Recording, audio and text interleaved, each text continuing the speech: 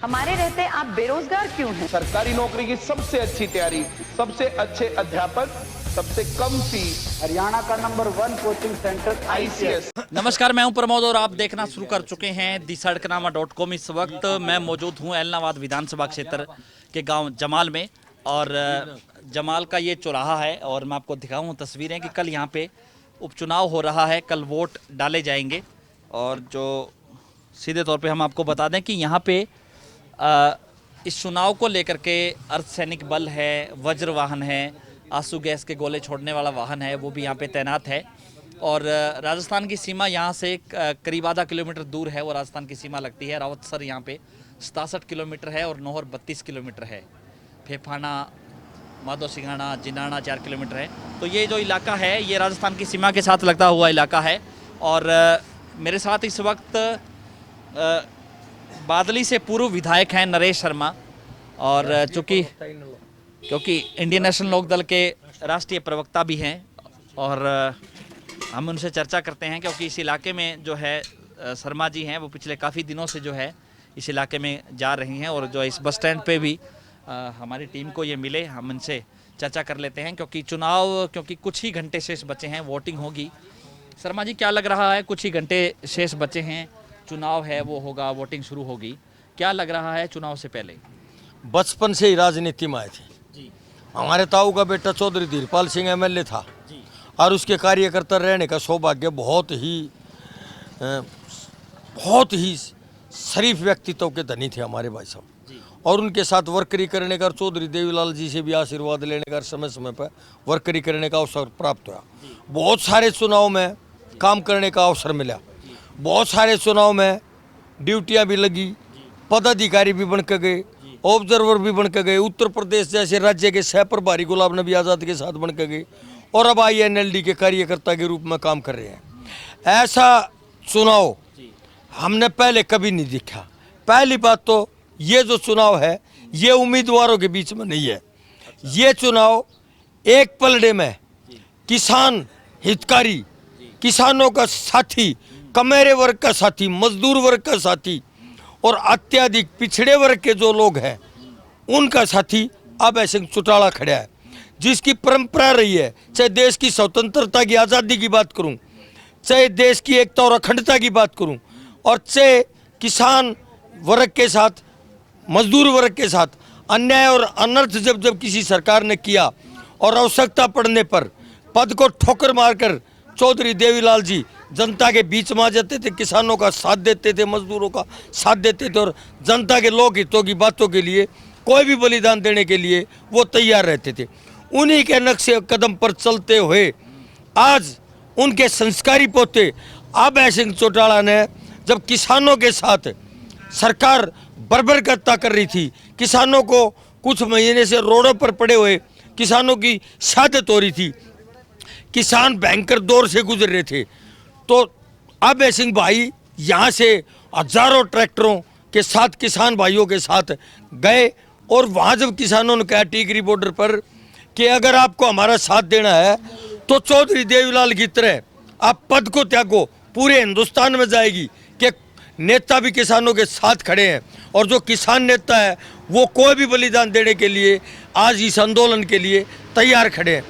तो अभय सिंह ने कहा 26 तारीख को कुछ फैसले की उम्मीद है। 26 तारीख से पहले किसानों ने आह्वान कर रखा है कि हम ट्रैक्टर पर सवार होकर तिरंगा सम्मान यात्रा निकालेंगे और अगर 26 तारीख को सरकार की हठधर्मी और क्रूरता जारी रही तो मैं 27 तारीख को इस्तीफा देकर एक किसान के बेटे के रूप में आपके साथ आकर बैठ जाऊंगा।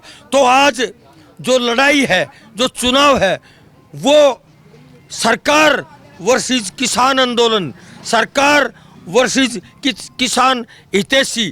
तो एक पालने में खड़े हैं किसानों का हितैषी और एक पालने में खड़े हैं हिंदुस्तान के लुटेरे, हरियाणा प्रदेश के लुटेरे और चरित्रहीन लोग, लफंगे लोग और राजनीति करते हैं धर्म के नाम पर और सत्ता में जाने के बाद शोषण करते हैं जनता का।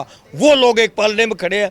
एक में खड़े हैं अभय सिंह जो किसान मजदूर के लिए बलिदान दिया है, त्याग किया है और त्याग और बलिदान पत्रकार महोदय कभी व्यर्थ नहीं जाता। तो क्या लग रहा है उस चुनाव में नतीजे किस तरह के होंगे? जीत हार तो होगी एमएलए की, और जितना बड़ा मार्जिन होगा वो मजबूत होगा किसान आंदोलन।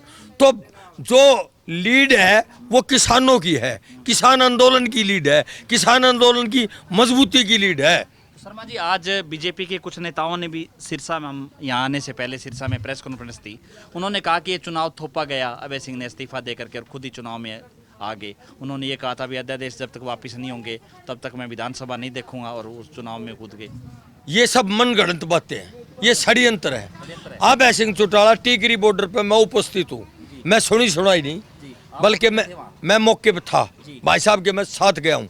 और रोहतक जो हमारी सीमा लगती थी, जब इन्होंने रोहतक पार्लियामेंट में प्रवेश किया तो वहाँ जैसे जैसे ये आगे बढ़ रहे थे, कारवा आगे बढ़ रहे था, तो साथियों की जनसंख्या, ट्रैक्टरों की मात्रा बढ़ती जा रही थी। तो मैं रोहतक से साथ गया था टिकरी बॉर्डर पर, और वहाँ किसान भाइयों ने कहा था कि जी अगर आंदोलन के आप सच्चे अनुयायी है, सच्चे पक्षधर हैं और किसानों का भला चाहते हैं तो इस्तीफा देकर किसान के बेटे बन के बीच में आओ। और उन्होंने जब किसानों के आह्वान पर, किसानों के आदेश के अनुकूल, और फिर भी उसने एलनाबाद के एक एक गांव में जाकर और किसान पंचायत बुला कर कहा कि जो आपका आदेश, उन्होंने कहा आप इस्तीफा दो और चौधरी देवीलाल के नक्शे कदम पर चलो, जिस तरह उन्होंने त्याग और बलिदान का मादा था उसका परिचय दो आप, हम फिर आपको हरियाणा प्रदेश का इतिहास बदल देंगे। तो आज चुनाव आया, चुनाव नहीं लड़ता अभय सिंह, एमएलए तो पहले ही था। ये तो कोई कह रहा है उंगली कटा कर, तुम तो नखून भी नहीं कटवा रहे, बेशरमाई की हदें पार कर रहे हो। अब भारतीय जनता पार्टी क्या नौटंकी कर रही है? हमने तो इतने चुनाव देखे हैं, कारगिल युद्ध में इतनी सेना नहीं गई जितनी इलाहाबाद में लगा रखी है। सरकारी मशीनरी का, सरकारी तंत्र का, सरकारी अधिकारियों का, सरकारी कर्मचारियों का दुरुपयोग किया जा रहा है। दुरुपयोग नहीं, मैं तो ये कहूँगा उनका शोषण किया जा रहा है, ज़बरदस्ती उन पर ड्यूटियाँ थोपी जा रही हैं। वो बेचारे अंदर से दिखाई नहीं देता खून क्या शुरू हो रहे हैं, कोस रहे हैं भारतीय जनता पार्टी को, कोस रहे हैं इस चुनाव को कि ये कैसा चुनाव है। आप एक बात बताइए, वो धर्म कर्म की दुहाई देते हैं, कभी कहते हैं हमने इतने भाइयों की आंखें बनवा दी, कभी कहते हैं अपने गरीबों की आंखें बनवा दी, कभी कहते हैं हमने गरीब की बेटियों की शादी कर दी। भिन्न भिन्न प्रकार के षड्यंत्र और वो बता रहे हैं, लुभावनी बातें कर रहे हैं। सरकारी गाड़ियों में दुरुपयोग किया जा रहा है, चुनाव के लिए सरकारी गाड़ियों का उपयोग किया जा रहा है, सरकारी गाड़ियों में नेता बैठकर घूम रहे हैं। इससे बड़ा दुर्भाग्य है और इससे बड़ा प्रजातंत्र का कत्ल हो ही नहीं सकता। तो पैसा भी बांटा जा रहा है यहाँ पे, पैसा नहीं, पैसा बांटा जा रहा है, रात और दिन बांटा जा रहा है, और सरकारी गाड़ियों में बांटा जा रहा है। दुख की बात यह है, सरकारी गाड़ियों में बांटा जा रहा है। वो अपनी गाड़ियों में बैठेंगे तो लोग उनको पीटेंगे और खोस लेंगे पैसे को, और सरकार को बुला लेंगे, पुलिस को बुला लेंगे, विभागों को बुला लेंगे। रात भी पकड़ा गया, यहाँ हंजीरा गांव में कुछ पैसा पकड़ा रात को, इनेलो ने शिकायत करी थी। नहीं, गांव में और भी पकड़े गए, एक दो शाम तक बहुत सारी खबरें और आ जाएंगी, आप देख लेना। और कल सुबह तो बहुत सारी खबरें आएंगी, बहुत सारा पकड़ा जाएगा पैसा, इनका सामग्री पकड़ी जाएगी, जो लुभावने हैं, जो सामान गांव में भेजेंगे वो सब पकड़े जाएंगे। तो ये चुनाव है वो किस मुद्दे पे लड़ा गया, ये इसको लेकर क्या कहेंगे, क्या मुद्दा था बड़ा इस चुनाव में? किसान आंदोलन वर्सेस हरियाणा और भारत सरकार, ये मुद्दा था, ये मुद्दा है।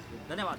तो ये थे हमारे साथ बादली से पूर्व विधायक नरेश शर्मा। लगातार हमारे साथ बने रहिए और इस वीडियो को आप ज़्यादा से ज़्यादा शेयर जरूर कर दीजिए, क्योंकि चुनाव चल रहा है और कुछ ही घंटे शेष बचे हैं, वोटिंग शुरू होगी।